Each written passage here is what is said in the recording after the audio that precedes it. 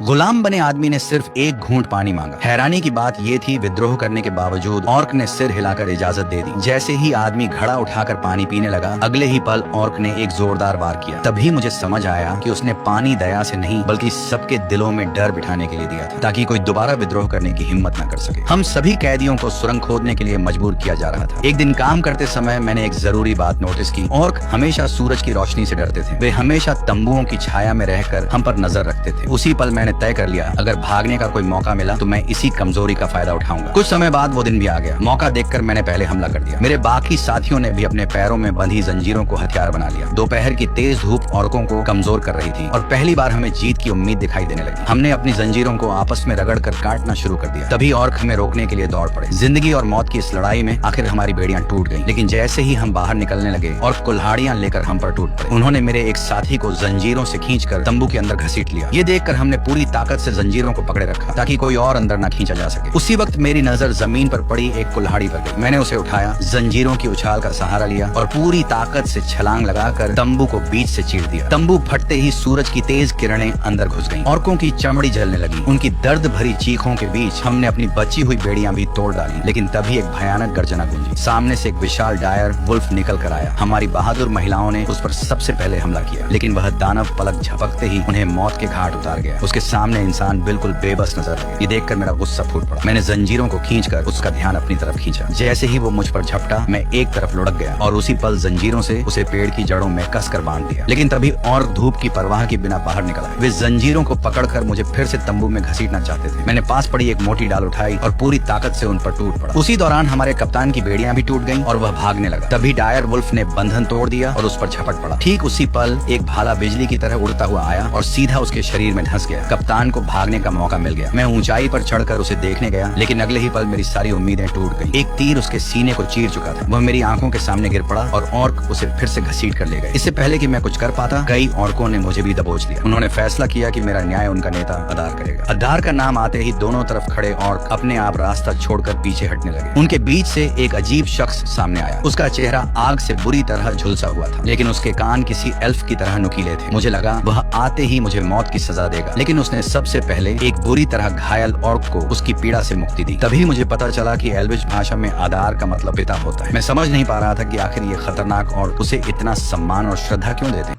आगे देखने के लिए वीडियो को लाइक करें, चैनल को सब्सक्राइब करें।